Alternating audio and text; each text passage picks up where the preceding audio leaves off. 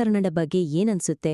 ದರ್ಶನ್ ತಪ್ಪಿತಸ್ಥನ ಅಥವಾ ಹೈಸ್ಕೋರ್ ಮಾಡಿದ ತಪ್ಪಿದೆಯಾ? ನಿಮ್ಮ ಅಭಿಪ್ರಾಯ ಕಾಮೆಂಟ್ ಮಾಡಿ. ಇಂತಹ ಸತ್ಯ, ಇತಿಹಾಸ ಹಾಗೂ ರಹಸ್ಯಗಳಿಗಾಗಿ ಇತಿಹಾಸ ಚಾನೆಲ್ಗೆ ಸಬ್ಸ್ಕ್ರೈಬ್ ಮಾಡಿ. ಬೆಲ್ ಐಕನ್ ಒತ್ತಿ. ಇದೇ ನಿಮ್ಮ ಧ್ವನಿ, ನಿಮ್ಮ ಇತಿಹಾಸ. ರೇಣುಕಾಸ್ವಾಮಿ ಕೊಲೆ ಪ್ರಕರಣದಲ್ಲಿ ದರ್ಶನ್ಗೆ ಕರ್ನಾಟಕ ಹೈಕೋರ್ಟ್ ಜಾಮೀನು ನೀಡಿದೆ.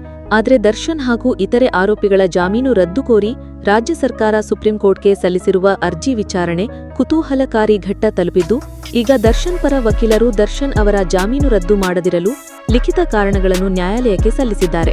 ಕರ್ನಾಟಕ ಹೈಕೋರ್ಟ್ ದರ್ಶನ್ ಹಾಗೂ ಇತರರಿಗೆ ಜಾಮೀನು ನೀಡುವಾಗ ಸೂಕ್ತ ಮಾನದಂಡಗಳನ್ನು ಅನುಸರಿಸಿಲ್ಲ ಎಂದು ಸುಪ್ರೀಂ ಕೋರ್ಟ್ ಅಭಿಪ್ರಾಯಪಟ್ಟಿದ್ದು, ದರ್ಶನ್ ಮತ್ತು ಪವಿತ್ರ ಗೌಡ್ಗೆ ಮತ್ತೆ ಜೈಲು ಸೇರುವ ಭೀತಿ ಶುರುವಾಗಿದೆ.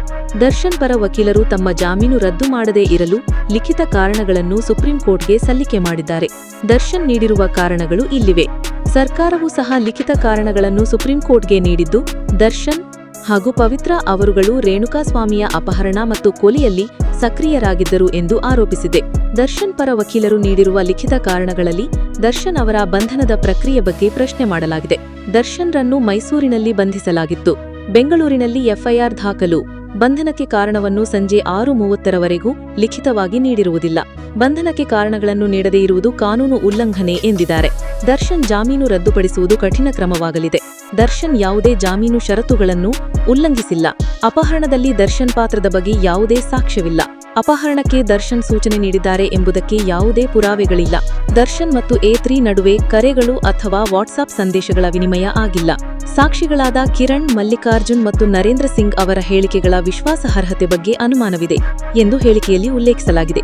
ಘಟನೆ ನಡೆದ 7 ದಿನಗಳ ನಂತರ ಕಿರಣ್ ಹೇಳಿಕೆ ದಾಖಲಿಸಲಾಗಿದೆ. ಸಾಕ್ಷಿಗಳಾದ ಮಲ್ಲಿಕಾರ್ಜುನ್ ಮತ್ತು ನರೇಂದ್ರ ಸಿಂಗ್ ಕೋರ್ಟ್ನಲ್ಲಿ ದರ್ಶನ್ ಹೆಸರನ್ನು ಉಲ್ಲೇಖಿಸಿಲ್ಲ. 3 ಸೆಕೆಂಡ್ ವಿಡಿಯೋ ಇದೆ ಎಂದು ರಾಜ್ಯ ಸರ್ಕಾರ ಹೇಳುತ್ತಿದೆ. ಆದರೆ ರಾಜ್ಯ ಸರ್ಕಾರದ ವಾದದಲ್ಲಿ ಹುರುಳಿಲ್ಲ. 3 ಸೆಕೆಂಡಿನ ವಿಡಿಯೋ ಅಸ್ತಿತ್ವದಲ್ಲೇ ಇಲ್ಲ. 3 ಸೆಕೆಂಡಿನ ವಿಡಿಯೋ ಬಗ್ಗೆ ಚಾರ್ಜ್ ಶೀಟ್ನಲ್ಲಿ ಉಲ್ಲೇಖ ಆಗಿಲ್ಲ ಅಥವಾ ಹೈಕೋರ್ಟ್ನಲ್ಲಿ ಸಲ್ಲಿಸಿಲ್ಲ. ಮರಣದ ಸಮಯವನ್ನು ಪ್ರಾಸಿಕ್ಯೂಷನ್ ಕಥೆಗೆ ಅನುಗುಣವಾಗಿ ನಿರ್ಧರಿಸಲಾಗಿದೆ ಎಂದು ಕಾರಣಗಳನ್ನು ನೀಡಲಾಗಿದೆ. ಇನ್ನು ಕೆಲವು ಕಾರಣಗಳನ್ನು ದರ್ಶನ್ ಪರ ವಕೀಲರು ನೀಡಿದ್ದು, ಈ ಎಲ್ಲಾ ಕಾರಣಗಳನ್ನು ಪರಿಗಣಿಸಿ ದರ್ಶನ್ ಜಾಮೀನನ್ನು ರದ್ದು ಮಾಡಬಾರದು ಎಂದು ಮನವಿ ಮಾಡಲಾಗಿದೆ. ವದೆಹಲಿ: ಚಿತ್ರದುರ್ಗದ ರೇಣುಕಾಸ್ವಾಮಿ ಕೊಲೆ ಪ್ರಕರಣಕ್ಕೆ ಸಂಬಂಧಿಸಿದಂತೆ ದರ್ಶನ್ ಆ್ಯಂಡ್ ಗ್ಯಾಂಗ್ ನೀಡಿರುವ ಜಾಮೀನು ರದ್ದು ಕೋರಿ ಪೊಲೀಸ್ ಇಲಾಖೆ ಸುಪ್ರೀಂ ಕೋರ್ಟ್ಗೆ ಮೊರೆ ಹೋಗಿದೆ.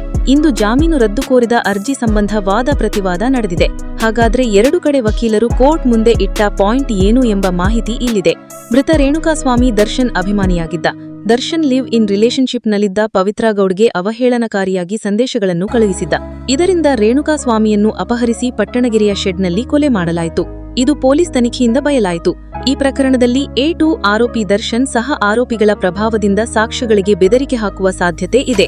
ಪ್ರಕರಣದ ವಿಚಾರಣೆಯನ್ನು ದಿನನಿತ್ಯ ನಡೆಸಲು ಮತ್ತು ವಿಶೇಷ ಪಬ್ಲಿಕ್ ಪ್ರಾಸಿಕ್ಯೂಟರ್ ಅನ್ನು ನೇಮಿಸಲು ಸರ್ಕಾರ ಒಪ್ಪಿಕೊಂಡಿದೆ. ಇನ್ನು ಜಾಮೀನು ರದ್ದಾಗದಂತೆ ದರ್ಶನ್ ಪರ ವಕೀಲರು ಮನವಿ ಮಾಡಿದ್ದು, ಅದಕ್ಕೂ ಒಂದಷ್ಟು ಕಾರಣಗಳನ್ನ ನೀಡಿದ್ದಾರೆ. ದರ್ಶನ್ ಯಾವುದೇ ಜಾಮೀನು ಷರತ್ತುಗಳನ್ನು ಉಲ್ಲಂಘನೆ ಮಾಡಿಲ್ಲ. ಅಪಹರಣದಲ್ಲಿ ದರ್ಶನ್ ಪಾತ್ರದ ಬಗ್ಗೆ ಯಾವುದೇ ಸಾಕ್ಷ್ಯವಿಲ್ಲ. ಅಪಹರಣಕ್ಕೆ ದರ್ಶನ್ ಸೂಚನೆ ನೀಡಿದ್ದಾರೆ ಎಂಬುದಕ್ಕೆ ಯಾವುದೇ ಪುರಾವೆಗಳಿಲ್ಲ.